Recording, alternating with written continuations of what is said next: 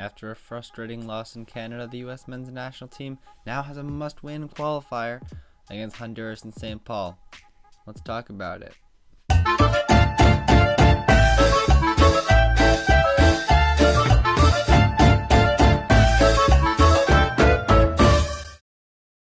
Welcome back to the channel. My name is Alex. Don't forget to follow me on Twitter.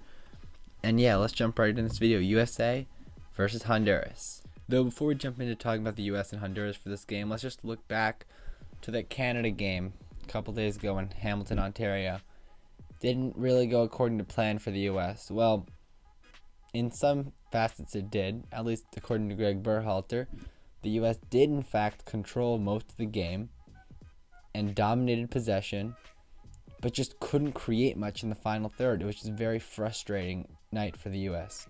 And realistically, the US were the better team in that game from minute 1 to minute 95. With Canada playing a low block, the US really had control of possession, but that was Canada's game plan. They came into it with a game plan to beat the US, and it worked because they took their chances. They had 2 chances and they took them. And a lot of the reason the US couldn't break down that low block is because there's not really a player in this camp who's capable of doing that. I really think there are only 3 players in the pool who can really break down a low block with their playmaking, really good playmakers.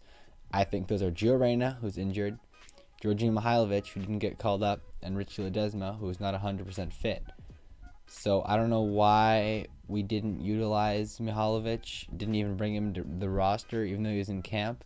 And I think he would have made a big difference in that game. And I think even someone like Luca De La Torre would have been much more effective in breaking down a low block. He was available off the bench on Sunday, but no, we didn't get any of them. But back to this US-Honduras lineup. Let's see how the US should line up for this game, how it could line up potentially, and then we'll talk a bit about Honduras after that. So this is a possible US lineup for the game.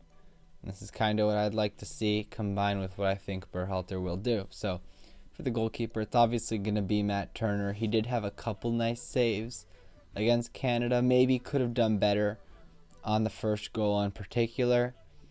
He did get a hand on it, but Arsenal-bound goalkeeper will be the number 1 for this game, no doubt. The center back pairing of Robinson and Zimmerman, there really aren't any other options, simply because Chris Richards, who's probably the best, most informed center back in the pool right now, not only did he have a relatively poor outing against Canada, he also got injured. Yeah, Ike Ugbo resulted in an injury with him after a collision to his foot, so he'll be out 3 to 5 weeks. So speedy recovery to Chris. But Walker Zimmerman actually picked up a knock, which is why he couldn't start against Canada. He should be back, so I assume he'll come right back into the lineup. And then the only other center back in camp is Mark McKenzie, and I don't think he's going to play. And then Miles Robinson as the left center back. He's out of season. It showed against Canada. He kind of slipped on the turf for the first goal, and that resulted in Kyle Larin scoring for Canada. But we don't really have other options in this camp, so he does have to start. And on his day, he is probably our best center back with Chris Richards. The 2 fullbacks are Dest and Anthony Robinson. Now, I wouldn't be shocked if Cannon or Yedlin got the start at right back over Serginho Dest. But other than that, again, these are our 2 best fullbacks. This is the best fullback pairing we've got. Anthony Robinson had a really, really good game against El Salvador, got the goal, was man of the match, but then didn't do too well against Canada. Serginho Dest was one of the better performers against Canada, arguably the best, if you ask some people. So I think he's definitely earned a start, but I wouldn't be shocked if Reggie Cannon came into the lineup. As for the midfield, this is where things get interesting, formation-wise as well, because toward the end of the Canada game, the U.S. shifted to a 4-2-3-1 when Tyler Adams went down injured, and I wouldn't be shocked if the U.S. went for that again with a double pivot of probably McKennie and Musa, if not McKennie and Acosta. I assume Berhalter is going to stick with the 4-3-3 that he has played in, 9 out of the 10 games in qualifying. And I think Kellen Acosta will start at the 6. He's the only other 6 on this roster now that Tyler Adams has gone down injured, and he didn't call in an injury replacement. I'm a bit surprised he didn't actually call in Jackson Ewell. And then the 2 8s, I assume, will be McKennie and Musa. I mean, maybe De La Torre comes in for Musa, but yeah, If it is a 4-2-3-1, I would think that Pulisic would be the 10 or Brendan Aronson. But for the wingers, I think it will be Brendan Aronson and Timmy Weah. Christian Pulisic has been the worst performer across the 2 games, which is ridiculous because he's supposed to be the best player on this team. He's the most talented player on this roster. He's our Champions League winner. And he carried the U.S. through the last qualifying cycle. This qualifying, he's been poor in every single game he's played, except for that 15-minute cameo against Mexico. So for Christian, he's really going to need to step it up because we're going to need him to if the U.S. is going to go far, because he's the most talented player here with Gio Reyna, who's injured. So for this game, I have Brendan Aronson and Timothy Weah starting. Hopefully Christian Pulisic can get back in form and can lock down that starting spot. But then for the number 9, it has to be Ricardo Pepi. I don't see how you go for anybody else other than Ricardo Pepi. He's the only in-season striker because he's at Augsburg. He's played a couple games in Germany. No, they haven't been the best. But at least he's playing, unlike Jesus Ferreira and Giassi Zardes, who both weren't sharp in their appearances in World Cup qualifying. Giassi Zardes was awful, absolutely terrible against Canada.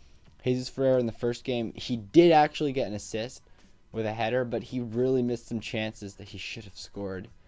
Really, really should have scored. Ricardo Pepi has to start this game for sure.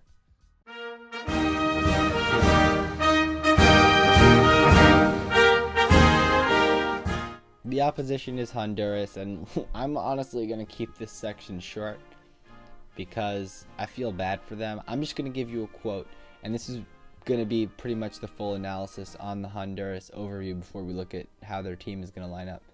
Here's a quote from their head coach, Hernan Gomez, who is the former coach of Panama.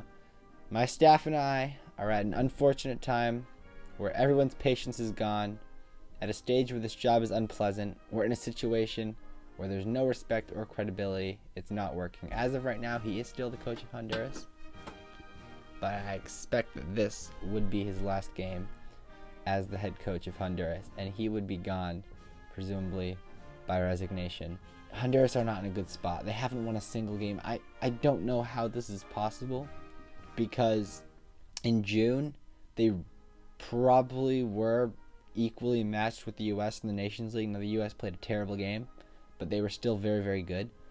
Then they tied Mexico 0-0, outplaying Mexico, and then went toe-to-toe with Costa Rica in that 2-2 draw in the Nations League. They started off World Cup qualifying really, really well. Like, they got a tie in Canada, in Toronto. But ever since then, 1 point in qualifying. The rest, all losses. What happened to Honduras, who, by the way, at the beginning, I predicted would finish 3rd. Most people predicted they would finish at least in the top 4, top 5. Nobody saw this coming, that their confidence would get absolutely shafted by Ricardo Pepi on September 8th, and ever since then, Honduras has not been the Honduras that we've known for the last decade or two. And I don't really know this team well enough to put together an accurate lineup prediction. This is just a guess. The players don't really matter that much. The point is, in the cold, they've got nothing to play for. They're out of qualifying. Their coach is about to be gone. The players who are in Europe, like Elise and Choco Lozano, who are the stars of this team, who we've spoken about on this channel before, in a much brighter context, they have games in 4 days. So are they really going to want to give everything out there when they have a league game in Ligue 1 or La Liga in 4 days' time on the other side of the world? I don't know, and maybe they will, so we have to be cautious, but I just don't know how much fight there is left in this Honduras team. It's honestly pretty sad to talk about. They're probably going to sit back, probably just going to defend a lot, but they have nothing to lose at this point, so it's a team we have to be wary of for sure, but they're also unpredictable. I have no idea. This team could be a complete mess, or they could just play the best game of the year. We'll talk a little bit about the choice of St. Paul. St. Paul absolutely deserves a qualifier. It's a great stadium, great fan base in Minnesota. It's the perfect place. For maybe a game in September, maybe the Canada game should have been here. Why was this game given to Minnesota? Because Minnesota is stereotypically the coldest place in the mainland United States. And this game is in February 2nd. What are we thinking? And it's not like it's super close to Hamilton. It's not like it's right there. Like, it's actually pretty far. Like, and I know you want to avoid the Honduran fans, and it's totally reasonable. Again, there are other places you could have done that aren't in the tundra. Like, I don't know. I'm not sure about the choice, but I'm sure it'll work out in the end. But it's going to be the coldest international soccer game in history, smashing the record set in Edmonton. Is that still the record, or did the game in Hamilton break that record? I don't know. Honestly, speaking from experience, I don't think Hamilton was even really that cold. But, yeah. We'll see how it works out in Minnesota.